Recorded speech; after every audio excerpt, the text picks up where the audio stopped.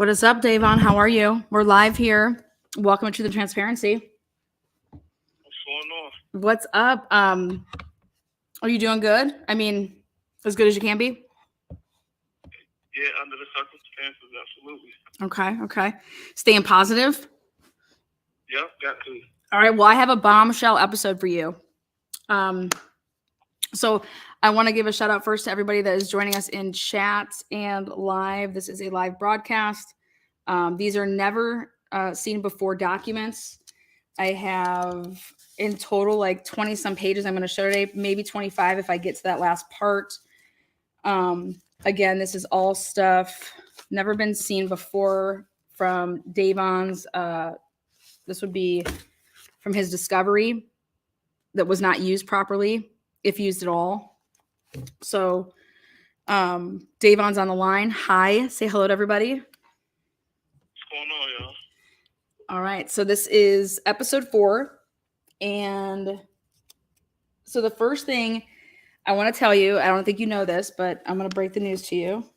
So I pulled out Brandon Morgan, the guy that testified basically against you at your trial. Do you remember him? Right. Okay.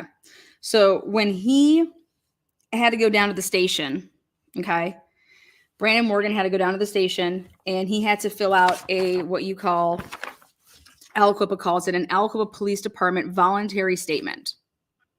Okay. So I was able to find his voluntary statement and I have it up here on the screen and so that everybody can see what we're looking at. So guys, what you guys are here for is this is a live, I got Dayvon on the phone with me here. This is from a podcast Behind Prison Bars, the voice of Dayvon Cox. So what I was able to do is I found this and I went through and I read it. But more importantly, I'm just going to break out a bombshell right now for you. On the first page, I noticed that the handwriting of Brandon Morgan, okay, is not the handwriting of the person that wrote the statement. So I want to show the viewership so that they know what we're talking about. Let me show you guys the first page. There we go. Do you see right here where it says I, Brandon Morgan? I know that Dayvon can't see it, but Lindsay, you're on the line, right? Yeah. Okay, you saw that picture, right? Yes. Okay, so right here, I, Brandon Morgan, that's Brandon Morgan's handwriting right there, folks. That's his handwriting. I, Brandon Morgan, you see it right there? That chicken scratch shit, that's his handwriting. Now, check this out. The first page, what he was doing is doing a photo lineup, okay? And then he was doing his, so that's his photo lineup, and he got an 8-pack here. In Aliquippa, they did an 8-pack, not a 6-pack. So they did an 8-pack. But what I want you guys to see is here is the statement, the Aliquippa Police Department voluntary statement made at 3:10 a.m. This is a call from Pennsylvania State Correctional Institution, Green. This call is subject to recording and monitoring. When you roll in with the best, you get the best. So found it. This is the handwriting that they were trying to say that was Brandon Morgan's, and that he wrote the statement, which is 2 black men approached my car in a dead end. One guy on driver's side and other guy on passenger side. They both flashed guns to the window saying to let them in or they would shoot. We let them in. And they told us they needed drugs and wanted us to take them. I came around the bend and slowed down. One guy yelled, "Don't slow down," and shot out my driver's window. Both men smelled strongly of weed. Let me just scroll this down for people to see. All right, so this is what I'm reading. And this is his version of events at 3:10 a.m. About 10 yards further down the road, they made me stop and smacked me in the back of the head with a gun. I got out and shoved into the back seat, and one guy drove. We turned into an alley and stopped. They then made the two female remove their clothing. I was forced to remove my shirt. Misty and I were told to get out of the car, which we did. The driver then told us if we moved or called the cops, that someone would kill us. So in order for them to move or call the cops, that means that they had to have their phones on them. Right. Okay. He then stated This is a call from Pennsylvania State Correctional Institution, Green. This call is subject to recording and monitoring. He then said Jamie would be back for us. The truck then left the alley and turned right. Misty and I stayed there for about 20 minutes. We then, hold on, let me go to the next page. Hey, Lana. Yeah, baby. So in that first part that you just read, Uh-huh. that's totally different from what he said afterwards. Oh, 100%. As far as with me making him and Missy Martin have sex, he didn't say none of that in there. Correct. No, that's exactly. Right. That's why I wanted to read this, because I wanted to read this to you so you could say, like, listen to, like, this is what he said at 3:10 a.m. that night, which is that basically he drove past and you guys like kind of like came up to his window. You know what I'm trying to say? Right. With ski masks. Yeah, with ski mask. Exactly. And so this is his original, but not only is this his original statement, this is written not by him. This is not his handwriting. Did you have an expert did your lawyer say to you, hey, we need to get a handwriting expert to testify because the handwriting with his name is not the handwriting with anything to do with this statement? Did he ever say that to you? No, Benio declined to get any expert witnesses for anything. Why did he tell you why? Because he felt like my family should pay him more money than what we agreed upon.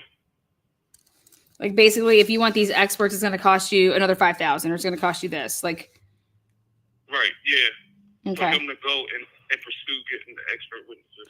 Okay. So, did you realize if you would have had a Benio was his attorney?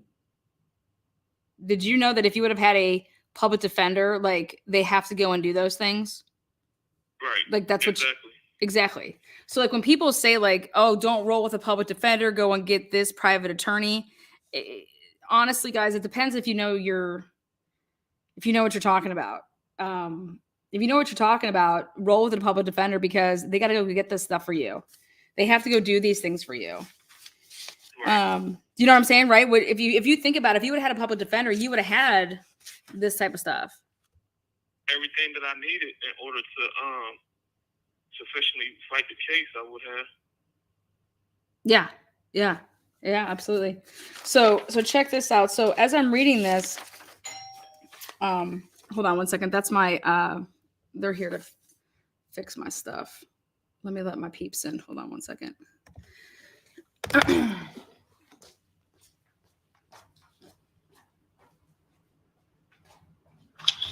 Thank you guys. Come on in. Appreciate you. Okay. All right.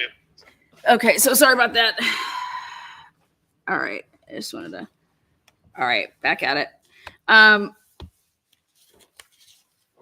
My garbage disposal. All right, so then he talks about, he says, he put a little line and said actor 1 and actor 2, and he was trying to describe what you guys were like wearing.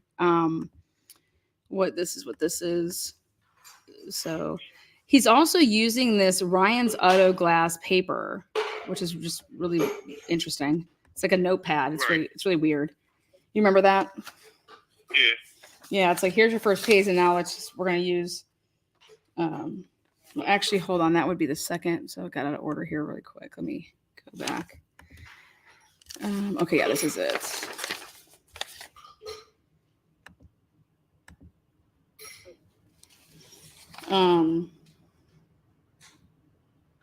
There's a second page. Let's see. That's the first page. Let's see if it's over here. Okay, yeah, here it is. Okay. We then began to walk around and finally sat down on the corner where we were picked up by an officer. And so then he says actor 1, actor 2, and that's where he's like, look at how he says black ski mask, black ski mask. How are you then identifying anybody in a lineup, right? Right. How crazy is that? And that was my thing. Like, and then even at the preliminary hearing, he never identified me again. So him being down there for 8 hours or whatever he was down there for, it just goes to show that there was some type of coercion and manipulation going on for that time frame. Because why would you got caught early in the day? Why would you write a statement at 3:00 in the morning if you've been down there since 9 o'clock, 10 o'clock? Yeah. Oh, yeah, absolutely. And then, so they basically saying both you guys, one's about 6, one's about 5'10". But he specifically says that you all both had ski masks on. So how are you identifying anybody? And neither one of us is 5'6". Both of us is 5'10". You're 5'10"? I'm 5'10", and Brandon might be. I'm 5'11". Brandon might be 6 foot. He's bigger? Okay.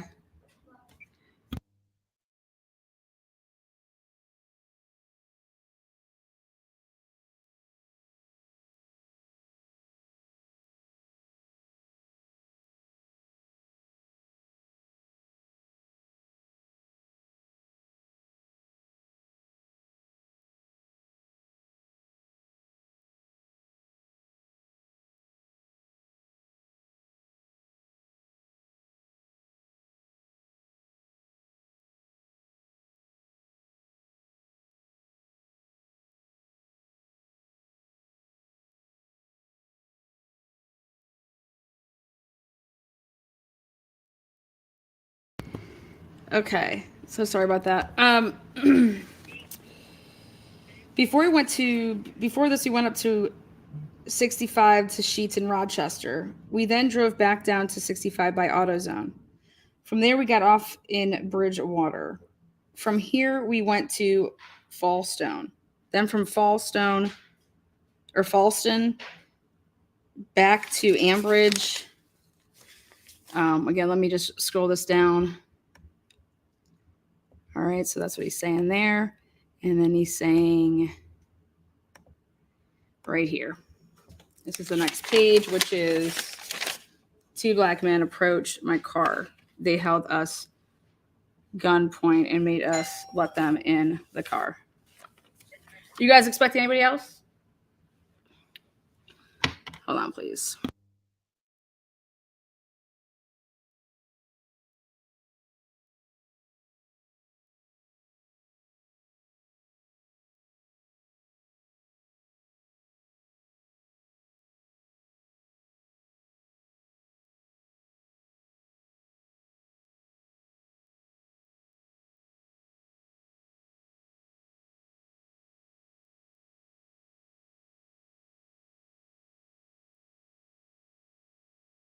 I need to order a pizza over here. DoorDash. Thank you, DoorDash. Okay, so they then threatened to kill me. You have 1 minute left. They then threatened to kill me if I didn't drive. I was then hit in the back of the head with a gun. I then drove around the bend and slowed down. I mean, this makes absolutely no sense. But the biggest part of page 3, in my opinion, is, do you recall seeing the name Rashad Brown in a different handwriting than the rest of it, and then it was scratched off? Do you remember that? Yeah. Okay. And see how that handwriting is different than the rest of it. It's like, where's this name coming from? Who's Rashad Brown? That's the guy who initially set up everything. Mm-hmm. So, but I never noticed that the handwriting was different. Yep. So basically, in a nutshell, the truth be told, this all of everything that's being said here completely contradicts everything that would be said when he does his next statement, which is what he goes with. Securus. He'll call right back. Yeah. Okay. So explain to all of you guys that what we're looking at right here. Look at that. Look at that handwriting. Like, that's his handwriting. Again, he keeps on talking about these ski masks, okay? But he goes ahead to say that he's going to interview, or he is going to be able to positively identify right here. And he picks this person out. And that's his handwriting, though, right there. I, Brandon Morgan. There it is. So I found that. Hold on, Lena. Here you go. Okay, cool. I found that for him.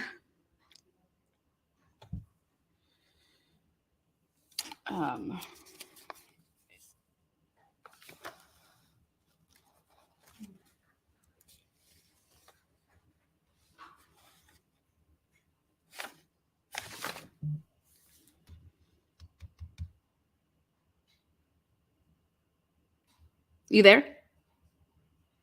Send your letter. Yeah, she just did, so I'm gonna be able to put that up too. Okay, so I just went ahead and showed, like, here you go. Here is his handwriting, and here obviously is the cops. It's completely different. So boom, number one. Number two, what I'm gonna show is this is the City of Alicopa Police Department. This is the 11/16/2005. This is the incident report, the official incident report. I pulled that up. I found that. And check this out. I was like blown away. So, this whole like thing is about their timeline with how everything rolled too. So what I was able to do, let me actually close out of this for a second. I want to switch this over. What I was able to do, that's his phone records. Did I not send this piece yet? Okay, hold on. Let me send this from my phone. I thought I sent this over. Why are you doing that? I want to. Yeah, say whatever you want. Go ahead, babe. I really believe that while they was down there for that long extended period, like I feel like they was down there. They had a story made up, and up until they told Timmy Patrick that I went to Sheets, and he seen me at Sheets and came back and showed them who I was. That's how he identified me. And I believe that Timmy forced him to write a statement telling him that he was going to charge him with facilitating the drug deal, because there is no reason for a victim to call a lawyer and have a lawyer come down there. And they came with lawyers. Yeah, well, that's what I'm going to get to there at the end, because now I can prove that. Because guess what? Timmy Patrick calls Rashad Brown at 4:00 in the morning before they ever went down to see that video. How do you know who Rashad Brown is? How do you have him on speed dial? Is that your boo? Yeah. I mean, I don't know, but I'm just saying, like, how do you even know who this? I would be like, who the hell is Rashad Brown? Who is this? You know what I'm saying? Yeah, they did a lot of coercion was because they gave Brandon Morgan full transactional immunity. They did, and we're going to prove all of this. And you know what he also had on him at the time? His little girlfriend put on that, protection order against him. Right. And that wasn't able to be used by you in court. And that's that's wild. So here, I'm going to share this. I sent this on over. Sorry, I thought I had already done this, but here we go. Because so in the initial report of how everything went down, I found it. He says right here, I'm going to blow it up so that the rest of the world can see it. This is the first time these have ever been shown. No one's ever seen these documents. Here we go. Boom. Here it is. The incident report, 11/16/2005. On 11/16 at about 1:52 in the morning. This is a call from Pennsylvania State Correctional Institution, Green. This call is subject to recording and monitoring. This is his version that's in black and white, written up by this officer. And it says the white male, later identified as Brandon Morgan, stated that he had been carjacked at gunpoint by two. Bless their hearts, they can't spell for sure. I noticed blood on it, but so that he was carjacked. He continued to state that the actors left the area in an unknown direction in a black Ford Explorer. But if you actually read through this whole thing, never once is there any talks about anything that he later says on the 18th, which is his typed up. He does not hand. Now wait, what I can prove here too.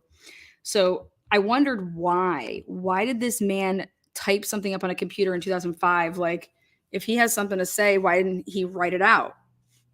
Right. So in 2005, on the 16th, he writes out what I just showed you guys, allegedly in that handwriting. Then on the 18th,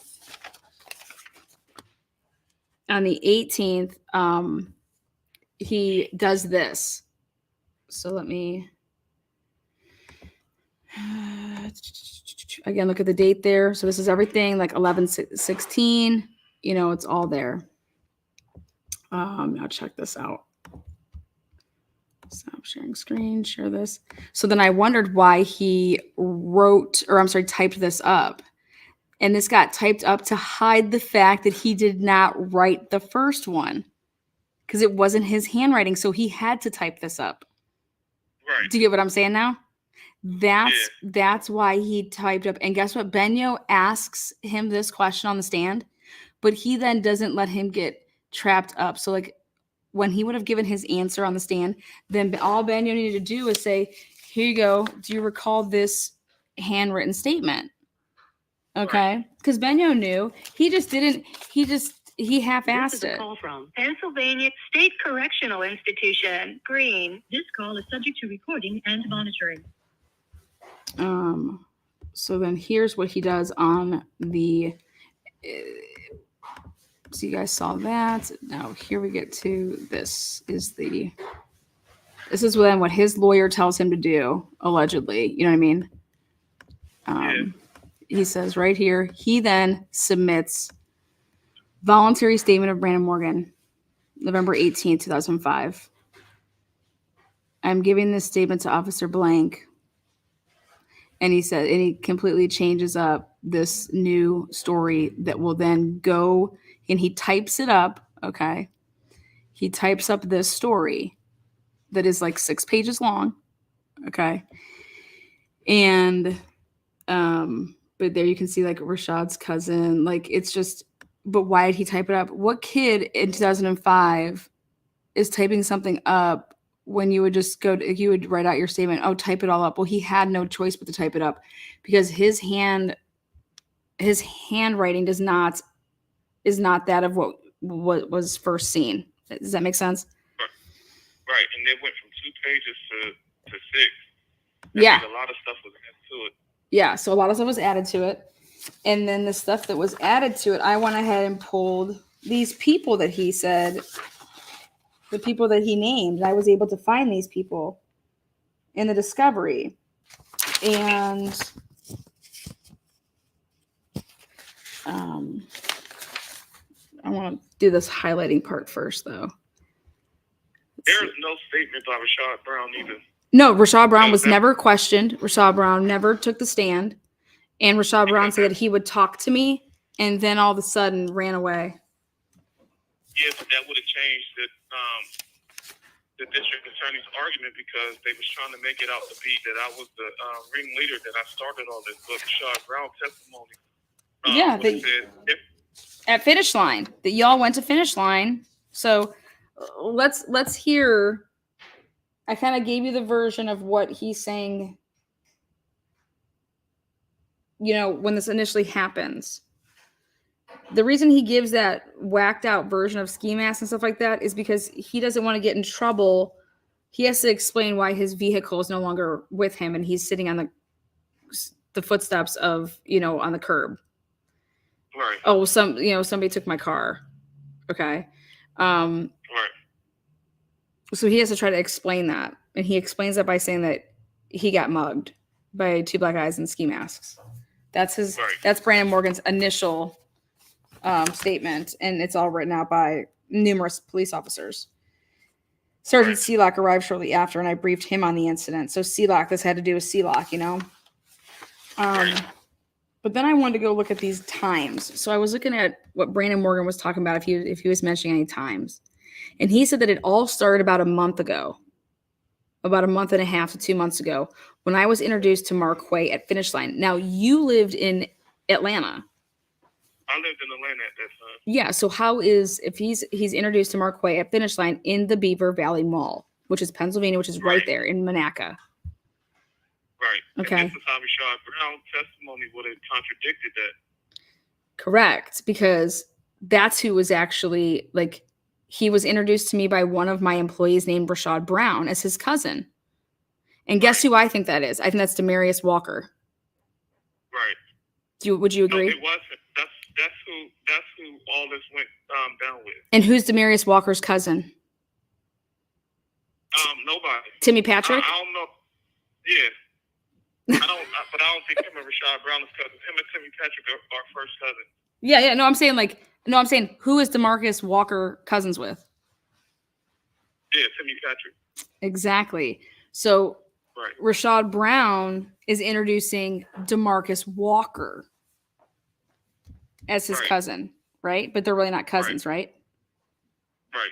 Yeah, because okay. So I then saw Marquay one other time in Finish Line. About 2 weeks later, Rashad had called me and asked me if I knew Otto from New Brighton. So Rashad Brown asks him if I knew Otto. Well, guess what I went ahead and pulled? I pulled all the stuff. I have Otto stuff here. I don't know if I told you about that, but I pulled all of his stuff. I could tell you everything you need to know about Otto. But I want to continue on with a little bit more before I get to that part. I had told him that I'd known Otto for about 10 years, and him and I were good friends. He then started talking about his cousin Marquay and how he needed to get hooked up with someone that could get him some weed. Rashad asked me if I could hook him up with Otto. I said, I don't know, because I'm not trying to get involved with stuff like that. Atlanta in the house. We got some Atlanta people in here. This is just wild. This is just the biggest amount of bullshit you could ever. A couple days had passed, and a strange phone number had shown up on my phone. When I answered it, I asked who it was that was calling. From the other end, the person said it was Marquay, Rashad's cousin. Have you ever called Brandon Morgan's phone? No. And guess what I have? November 16th. Guess what I have? I have Brandon Morgan's cell phone records. And you never called him. No, I never called him. I'm gonna show the cell phone records here to show that he never called him. It started off with a little bit about stuff we had at Finish Line, then began to lead into me getting hooked up with someone he could purchase. Now, when you were in town, would you ever go up to Finish Line and like buy shoes or anything? No, I never even went to the mall when I was there. Okay. When I was in Pennsylvania. Marquay then continued to call me consistently and harass me over the phone. This dude is, I'm sorry, I just have to laugh at this. Continue to harass me over the phone. This had continued on for about 2 weeks, so I couldn't take it anymore. Dude, you are a liar. I then decided that if he's just lying right here so bad. Marquay continued to call me, and every time he had called me, he told me how much money he was looking to spend. Each time he called, the amount of cash he said went up. Right. Jesus. Even still, they said on the stand that their intentions was to rob us anyway. Yeah. That's why they call Otto. From here, I called Otto. Yep, that's what he says. From here, I called Otto. I knew that he had got busted with drugs while back, and it's causing major problems in his life and his family. I knew he didn't deal. That's not true, though. He said he would make some phone calls. So check this out. Then this is page. Let me go to, because this is like a 6-page write-up, 5 pages. Okay. This is page 2. Again, these are never seen before documents you guys are getting to see. Check this out. From here, Otto and I had talked a couple of times. Marquay had called to call. I did not know Trent's. Who's Trent?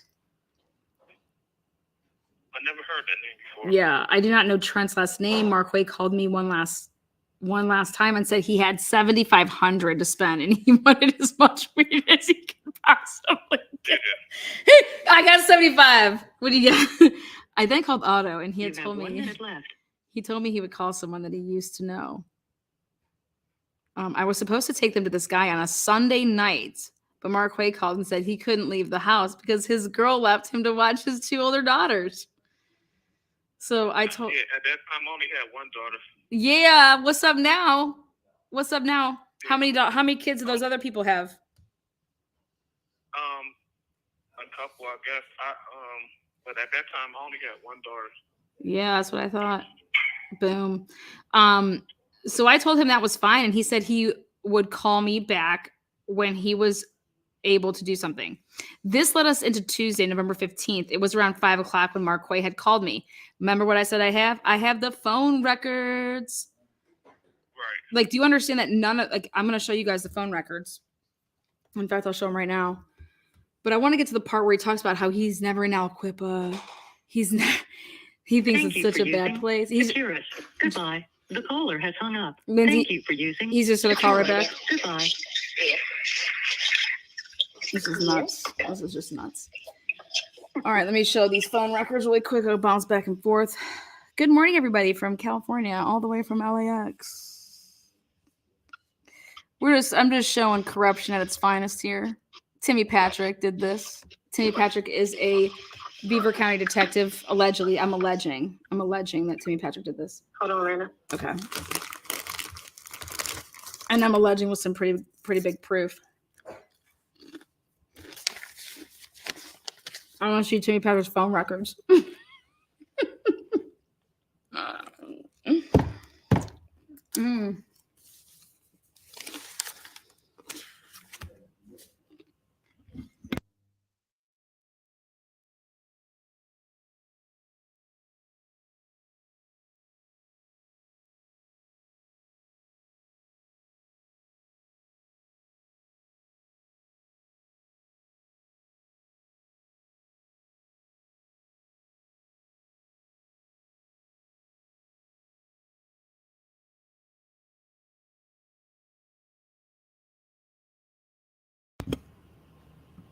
All right, just so you guys can see the phone records from the beginning, so you know that they do belong to none other than Brandon Morgan. These are the 2005 November 6th phone records. Okay, Brandon Morgan. And now this guy, anything that's highlighted, that was in the orange. That was Dayvon doing to highlight the fact that that was Misty's number at the time. And basically, Jamie did not have a cell phone. I don't know if you're aware of that, but she didn't have a cell phone at the time. So, like, every time he was calling Misty, the neighbor that they live in that duplex with, it was because, like, she would then, like, give the phone to Jamie. I don't know if you know that.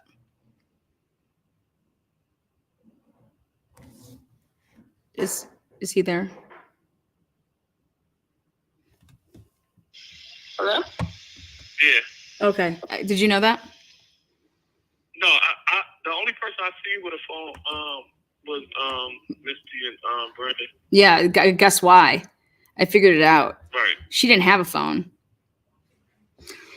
So, okay, so let's go to this date, which is, let me just move over to the date that we need. 11/11, make a wish. Okay, we're getting there. Okay. He would get on the stand and he would say that he has never, I don't know if you know this, that he would never like kick it in Aliquippa. He was like, he didn't know what was going on in Aliquippa. Like more like he was scared of Aliquippa. But I want you guys to see where it says up here, it says your date, your time, minutes, origination. Next where it says origination. I'm going to make it bigger.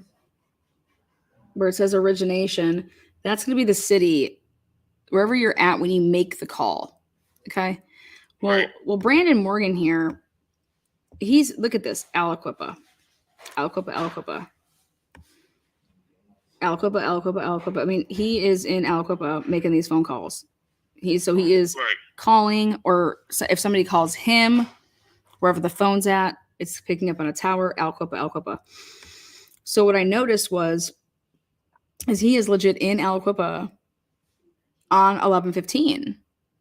Okay. He's like there. He's like actually in Aliquippa. Huh? The day before. Well, the day This is a before, call yeah, from the day before that Pennsylvania day. State Correctional Institution, Green. He's there This every call is day. subject to recording and monitoring. He's there every day. He's there on, 11, 11, 11, 12, 11, 13. He's always in Aliquippa.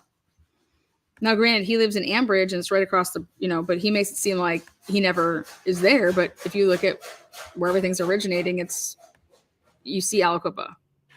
Okay. I don't think Video ever paid attention to that stuff. I don't think he really researched his case and paid attention to those types of things. And see, that breaks my heart.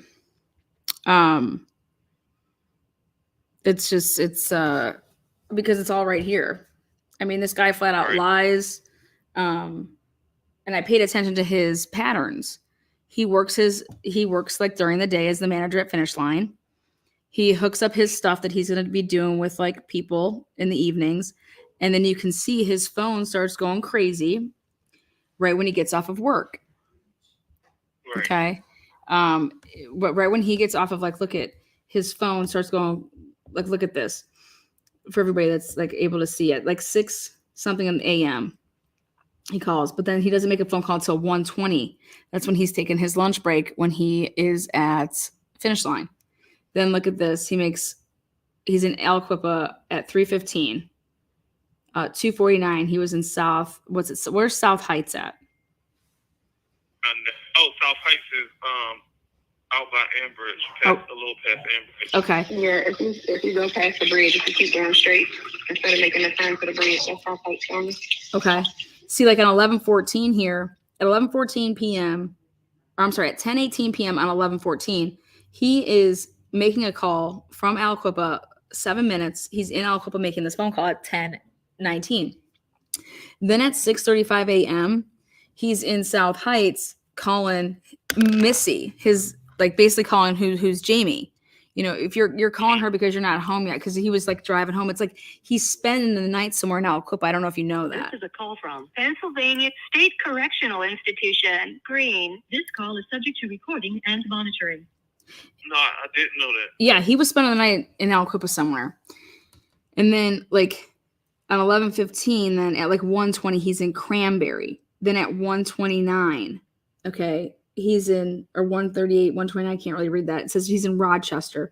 Then at 2:40, he's in South Heights. Then at 3:15. So he's making these phone calls, literally. Right. And because he's making them one after another as he's driving in a vehicle, you're able to see that this boy is making loops. You know what I'm trying to say? He's getting around. Right. Okay. Right, absolutely. Okay. So, and this is consistent with a drug dealer. This is what they do. You're running. Make sense? Right. Okay. Yep. So 5:01 South High, so he's in Aliquippa at 3:15 when he gets a phone call. All right. On that day. Then he's back to South Heights at 5:01. Then he's South Heights. Then by 5:08, he's back in Aliquippa. He was there at 3:15. Now he's back there at 5:08. Then he's back to South Heights at 6:12. Then 6:20 back in Aliquippa. 6:23, he's still in Aliquippa. South Heights at 6:38. And this is all the same damn day, which is 11:15. Okay. Then South Heights, Aliquippa at 6:14 p.m. I mean, who is making these phone calls? So what I did is I took all these phone numbers. Through all of these phone records that I had. I mean, I had all these numbers to go through. I went through every single one of them. I traced them back to whoever at one point in time had this number in their name. Okay. Right. And so I think I took a picture of my whiteboard. So I took every single phone number that this man has ever called or has called him. And then I made an Excel spreadsheet of every single number and put whoever at one point in time during this time frame had that number under their name. Make sense? Right. And so what I started realizing is that he was kicking it, and I don't know if he was, lying to the people that, but the person in Aliquippa that I think he does have an aunt that lived there. Her name would come up a couple times. But for the most part, these numbers go back to people that like, you know, it'd be one thing if you're constantly calling the same type of people because they're like your friends. Yeah. That's not what was happening. This dude was making phone calls to the most random people that you would think like, why are these people calling you and why are you calling them? And that should have been asked on the stand, which would have illuminated the whole, you a drug dealer. You get what I'm saying? Right. Absolutely. And you weren't just doing, you know, you're not just at finish line for like making $8 an hour. You're actually using that to facilitate your deals. You're using finish line, Right. in my opinion. You'd have all the black kids coming in, wanting Jordans, wanting Air Force Ones, wanting this, that, and the other. You're making these connections. It's you. You're facilitating this. And at no point is there Atlanta phone number on there, because I had an Atlanta phone number at the time. Not at all. I went through every single phone number in the month of November, and every single one of them. Like literally, this took me probably like, I don't even know, like 60 hours. But this type of stuff, like I love data. So like it was like, this is my jam. But I went through every single, but then I also paid attention to where he was when he was making or getting these phone calls. Okay. And he is in a vehicle driving around. I can prove that. Hold on one second.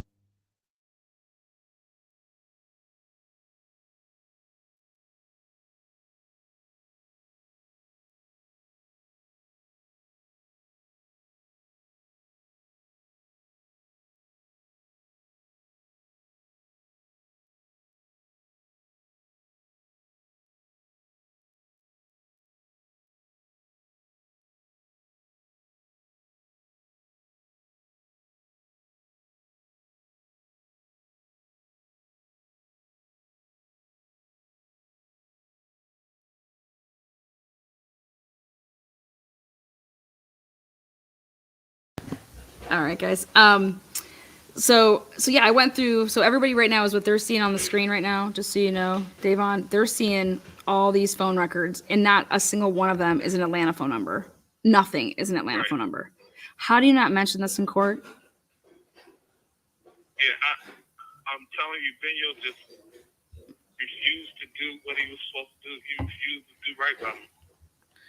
I mean, but I think it was set up like that. I think he intentionally just left things out and didn't do the job the right way because he knew that it was a strong possibility that I would get off. Oh yeah, good. Oh, thank you. Oh no, you're good. Thank you so much. Yep, I agree. No, I agree, and it's just so I want to. Am I okay to show that letter or no? Yeah, no, that I wanted you to show that. Okay, letter. okay. I was just making sure because I didn't want to like mess up there. So I'm going to show you guys a letter that was given to. This was sent. This is a personal letter that was sent from Dayvon's lawyer, Benyo. And when was it sent again? It was after you already had your trial and you were found guilty of. No,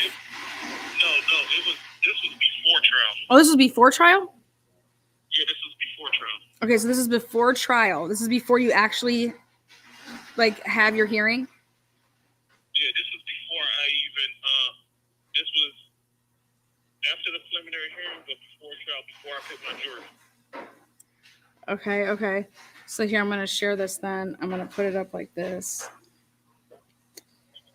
Boom. Let's see. Boom. And him and my uncle had an agreement on a price. Okay.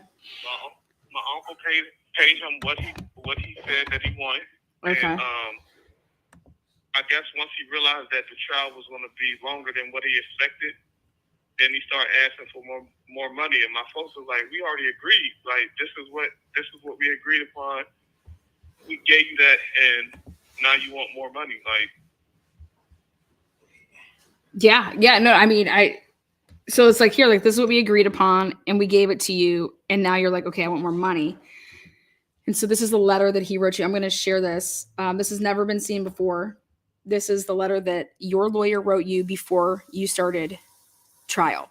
Right. Okay, so here we go. It's basically saying since he can't get more money, that the time that he would spend doing things that could help me get found now guilty, he's no longer going to do because he got to figure out other ways to make money to make up that money that he'll be missing.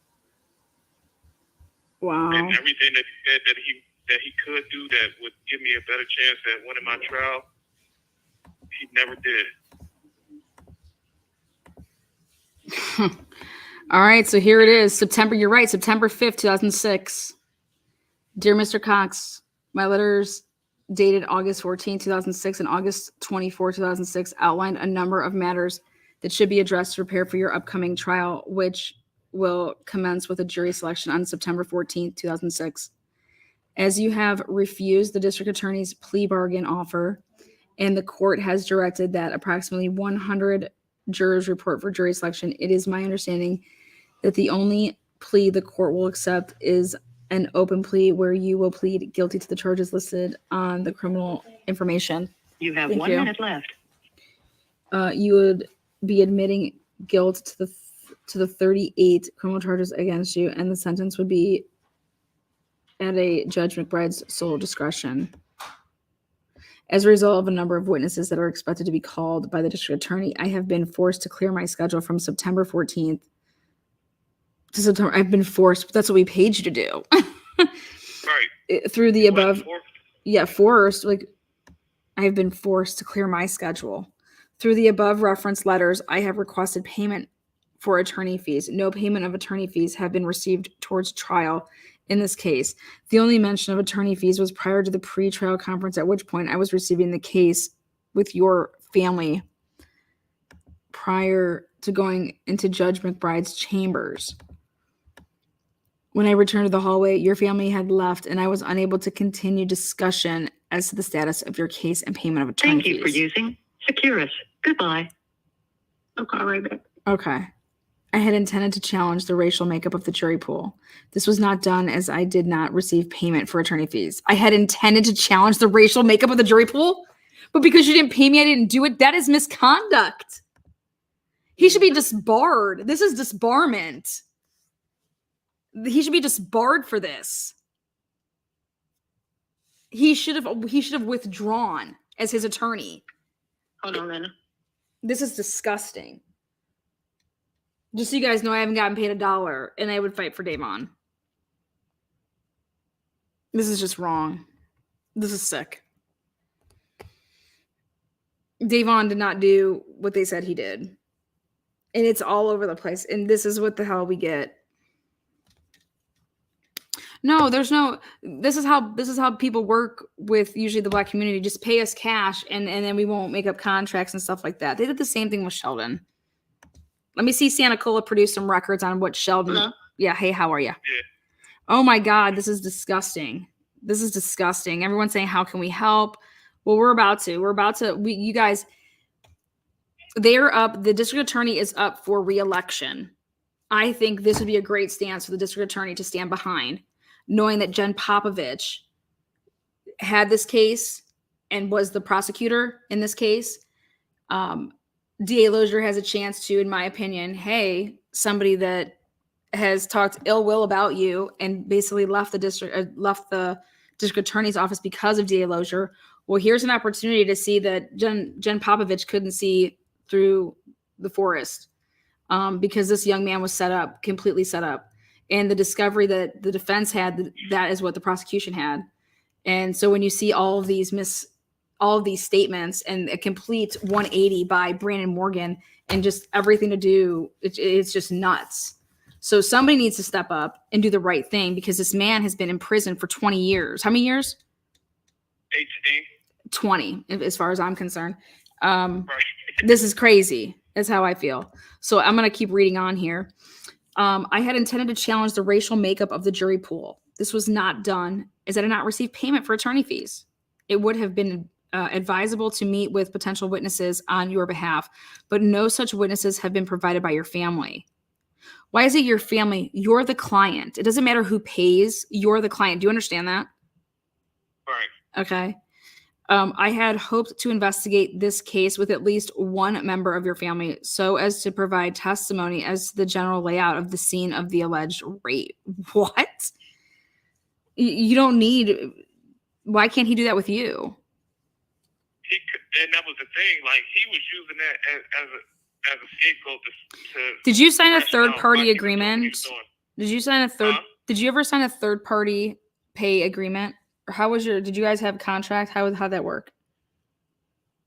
He dealt with my Uncle Rayon, and Yeah, it was just yeah. Here you go. Yeah, I know what he did. Based on your family's. but the crazy thing is, it wasn't about the money. It was because we went and got a whole nother attorney, Todd Hollis, and paid him $10,000 or something like that. So it wasn't never about the money. It was about him being greedy and wanting more money. You got to think, Benio had a drug habit at that time. Oh my God, who says that he still doesn't? No, I mean, I'm sure that he still does. But I'm right with you. He does. Right. So that was his reasoning for wanting more money. I guess he was trying to squeeze as much money out of us as he could.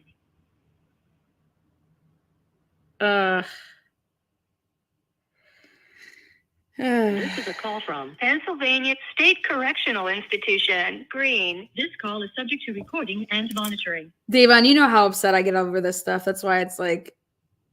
I do. Like but I fight. Like, let me tell you how I fight. I fight with my brains for you. You know that. Like, I took those phone records literally, like, and I spent December 21st through December 23rd. Like, literally, from the time I got up to the time I went to bed, my whole wall was every single number that 24 pages had called in November from this man's phone. And I could tell you every single number on there didn't trace back to not only you, but no one in your family.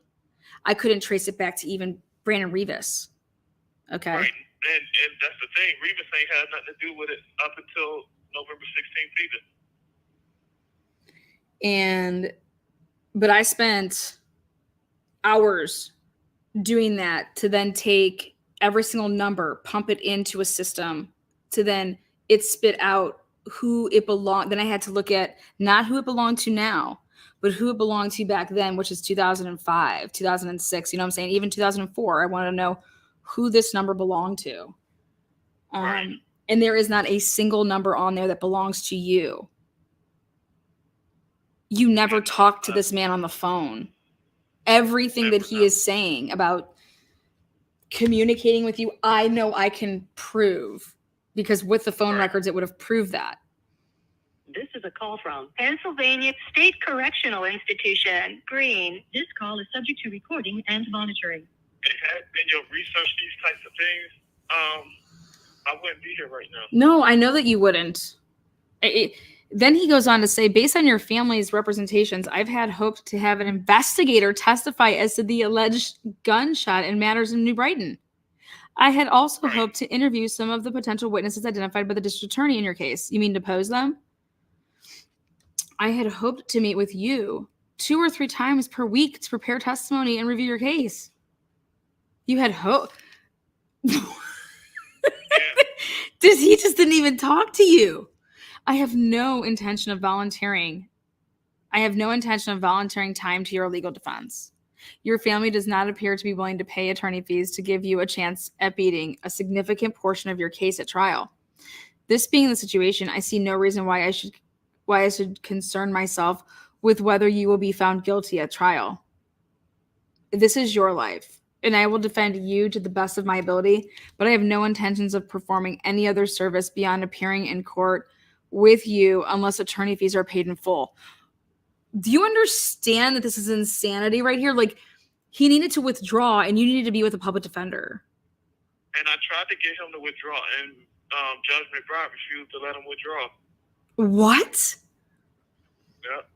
I am no longer willing to accept payments, as there has been no attempt to make good faith efforts. I am no longer willing to accept payments. Wait, you said that you want your attorney pays in full. Oh, because he's like, I am no longer willing to accept payments. You either pay me in full or kiss my ass. Right. And this is literally right before your trial. Yep. That was the whole purpose of me going to get Todd Hollis, because I was trying to get him removed from my case, but they wouldn't allow him. And this was like 3 days before I went and picked the jury, and they wouldn't give So I Oh also my continue- God. He goes on to say, I will provide representation to you at the last remaining pretrial conference and then from 9 to 5 for the days you are in trial. I will not be filing pretrial motions on your behalf. Are you kidding me? I will not be returning to my office at night after trial to prepare for the next day's trial. It also does not appear that I will be calling witnesses on your behalf, as the case cannot be prepared without investigation and without the identification of potential. Are you kidding me right now? You guys think that this is okay? No, this is called you need to withdraw. Like all he had to do was withdraw from the case. That's it. And you asked him And to. return money. I asked him to, and Judge McBride refused, and they wouldn't give me a continuance to allow Todd Hollis enough time to get up to date on the case. Like, so that's what I went to trial with. And this shit is this is insanity. It is unfortunate that I have to write this letter, but I am an attorney and my law practice requires income to meet expenses and to provide me with money for personal expenses. Who writes this shit? Benyo, get that personal, baby. Get it. As I will be in trial with you for 10 days, I have no alternative but to spend the 10 evenings after trial attempting to earn income that you deny me during the day. No, just withdraw. This isn't for real. Like, who wrote this for this man? If you wish to terminate my services, you must immediately advise the court. However, at this late date, I am almost certain that Judge McBride will not grant a continuance to hire another counsel. Judge Bride has made it clear the jury selection commences on September 14th. So you gave Todd Hollis. That's why I felt like this was all a setup from the beginning. Like they was all against me. But like I told you before, my grandmother is like very, very, very light. Like especially like she could really pass for a white woman. And she was sitting in the hallway. Him, Chief Georgie David, and the district attorney was talking with my lawyer, with Benyo, and they were saying, yeah, Cox and his mother is going down because my mom was on trial at the time too. So that's what they was doing. They was plotting. In 2005, in 2005 was D.A. Lozier? Who was the district attorney?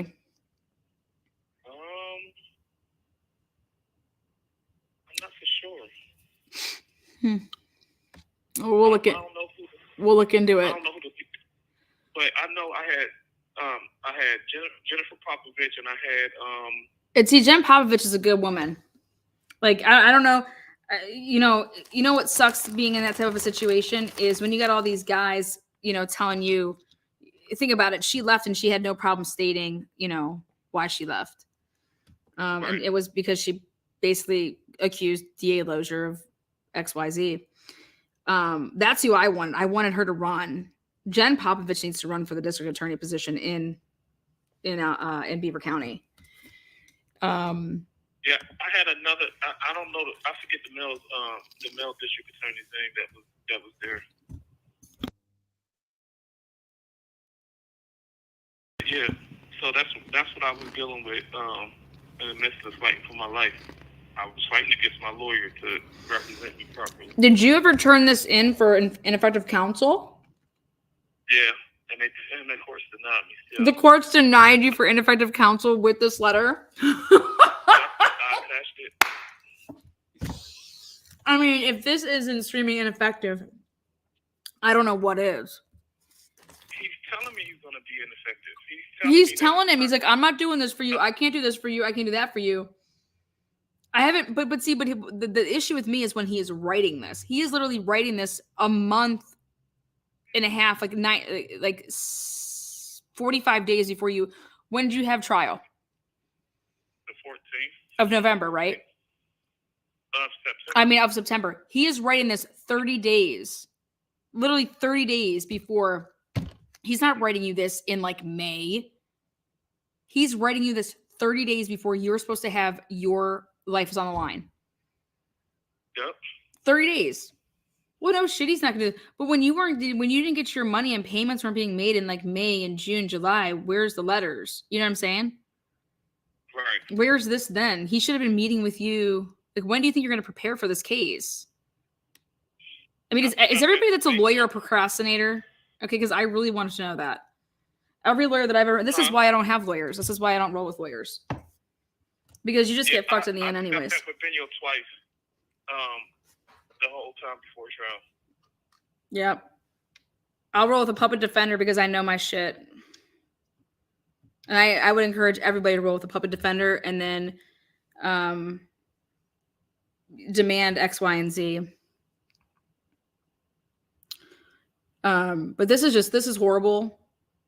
And the thing is that you would think that this man here was looking like that he killed somebody. He had no record. You had no felonies at the time? No. Yeah. Serving what? What was the 8? What did they tell you were going to do? 24 to 56 years? 23 to 54 years. Yeah. Over some gun charges that they weren't even your guns, nor did they find any guns, right? No evidence of a gun, nothing. No evidence of a gun, yet you were being charged with a gun. This is insanity. No evidence of a gun, nothing. They testimony that switched like 4 times. But they tested, even the alleged victims testified that they never seen the gun. They just seen something silver in my hands. Which they said was a condom wrapper. Right. At trial. It could have been a condom wrapper. Right. I swear to God. That's or a cell phone. You have 1 minute yeah, left. or a cell phone. Mm-hmm. It's sad. Even no testimony of a gun or nothing.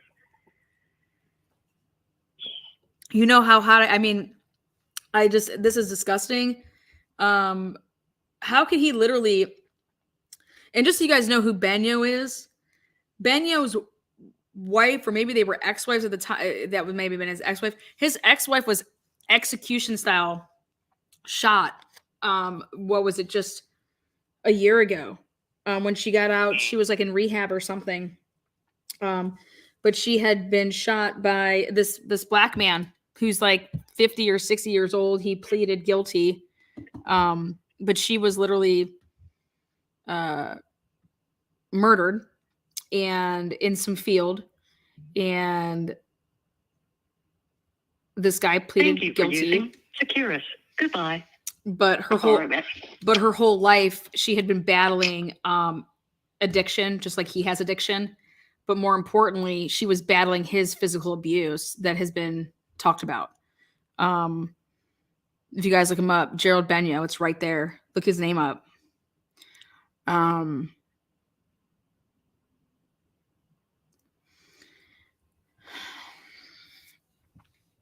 Because you don't want to take the plea deal. Yeah, he didn't take a plea deal because he was not going to say that he did something that he didn't do. It's bad enough, like, to be, accused of something that's just like on like such a small scale. Here's a man that's been behind bars for 18 years now due to this type of stuff. It's just, And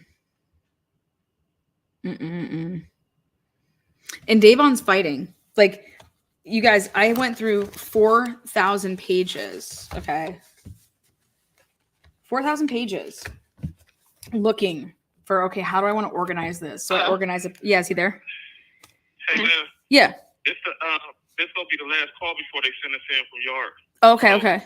Okay, so what do you want to say then? All that. Then what are we going to do here? Taking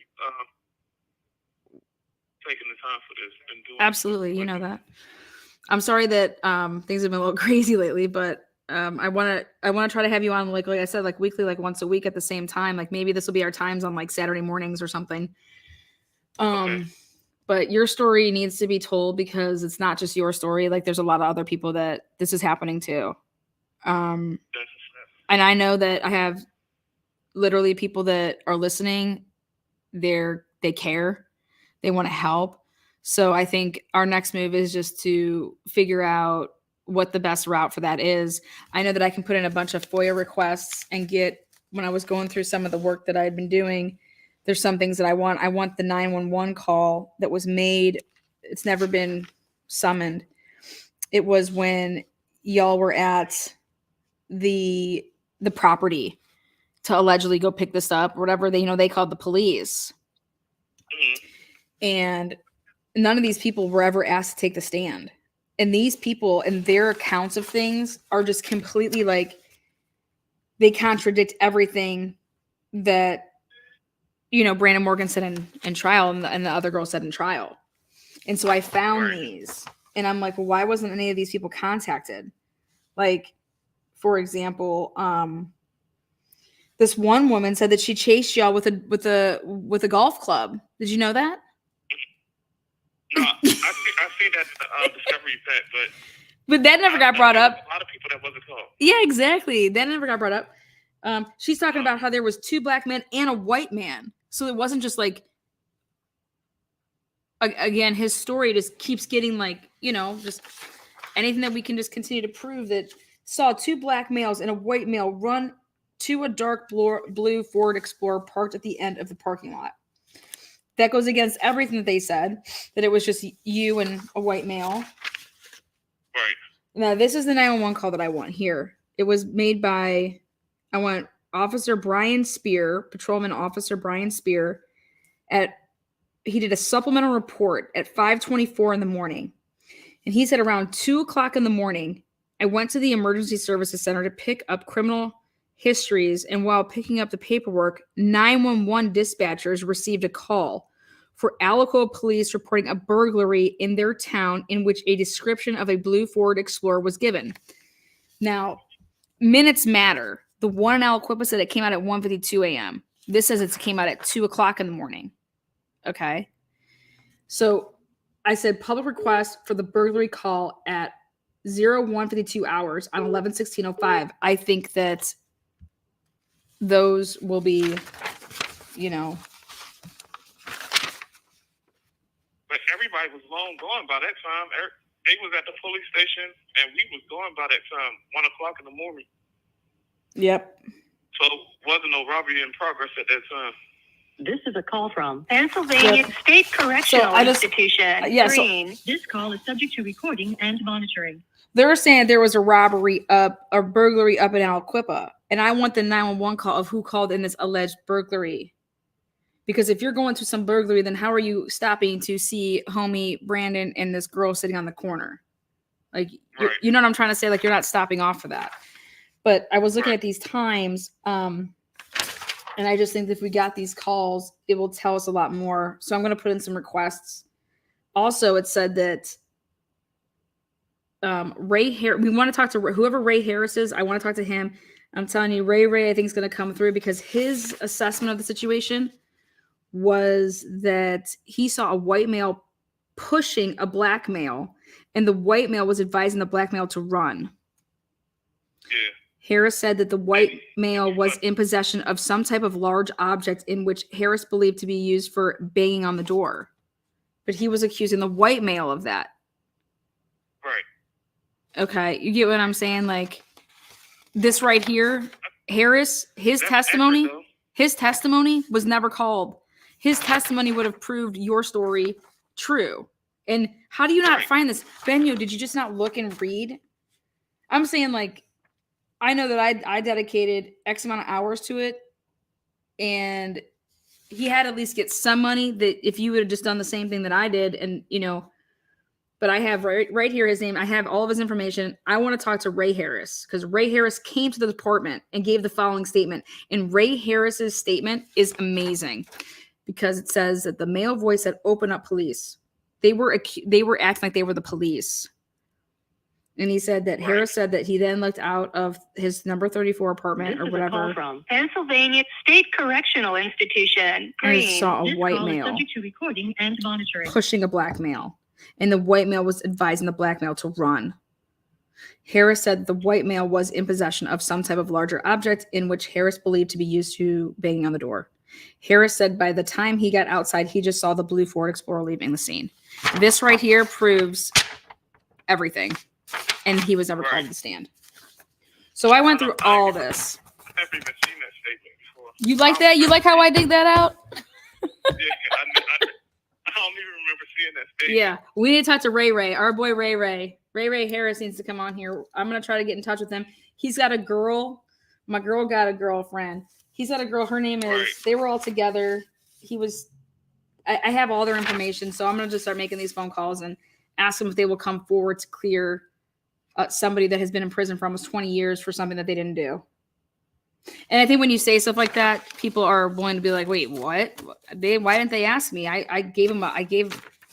Here's my statement. Why wasn't I ever called? I didn't even know this happened. You know what I'm saying? Like, nobody knows that this happened because they buried it. Right. And we're just not going to let that happen.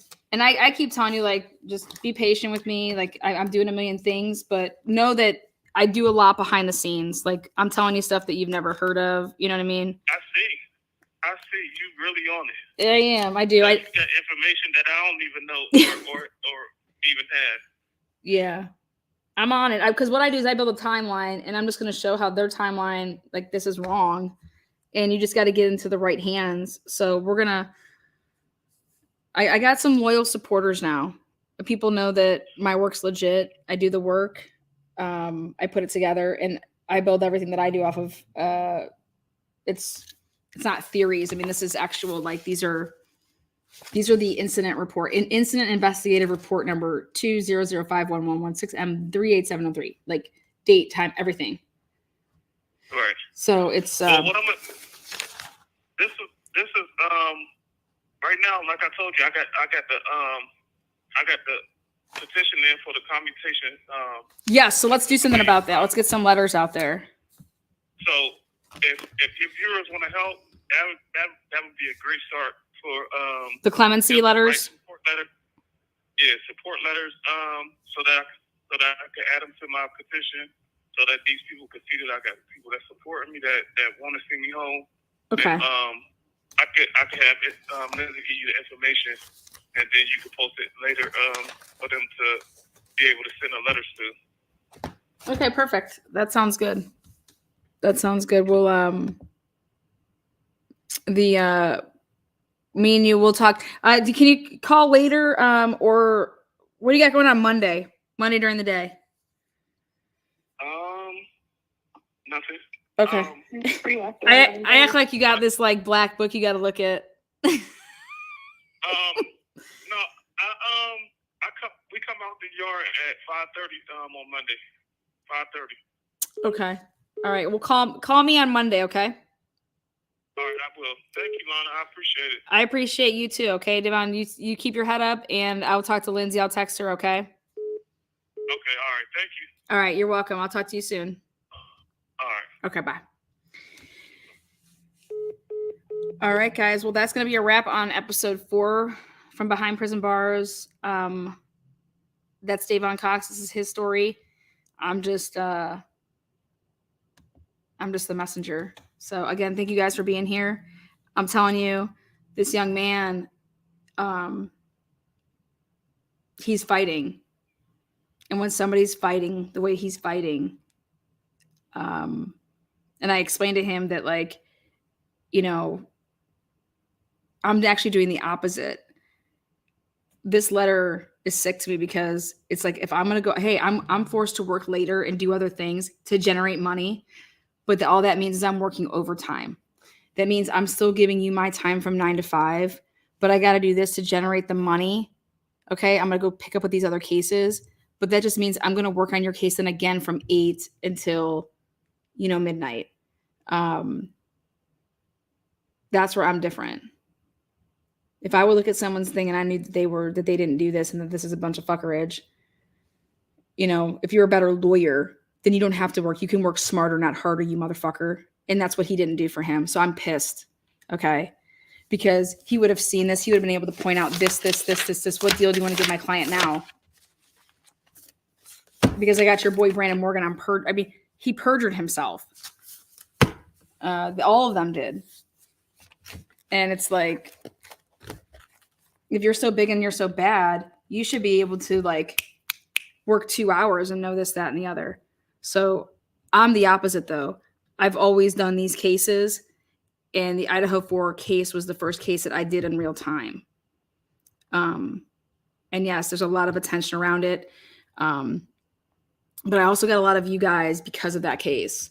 And I just want you to believe in what I'm doing and who I'm fighting for. And these are the stuff that people don't, oh, I don't want to hear about that because you're not interested in it. Well, this is actually the interesting shit, because this stuff, you want to talk about seeing corruption, you want to talk about people getting wronged. Like, come on. And we can make a difference. Like, I will lead it, but just support it. But I'll do the work. I'll do the work. I will fight. Fight with me. Fight with me for this man. Fight with me for Sheldon, Jamie Brown. But this man right here, he's fighting. He did so much of his own stuff. He's the one that highlighted stuff. This is some of his original discovery that he trusted me with, that I was sent. Like, he doesn't even have some of this anymore. He gave it to me. I mean, no one just gives this stuff up. You know how expensive this is? You know how expensive it is to go and get trial transcripts? I'm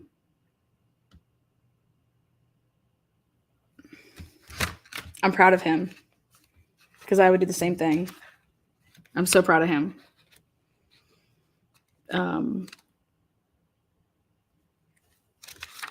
You know, it's, and yet him and his girlfriend always ask about how I'm doing and how things in my life are doing too. Like, he cares. Like, when I say like, hey, I got this going on, and I'm just honest with him, and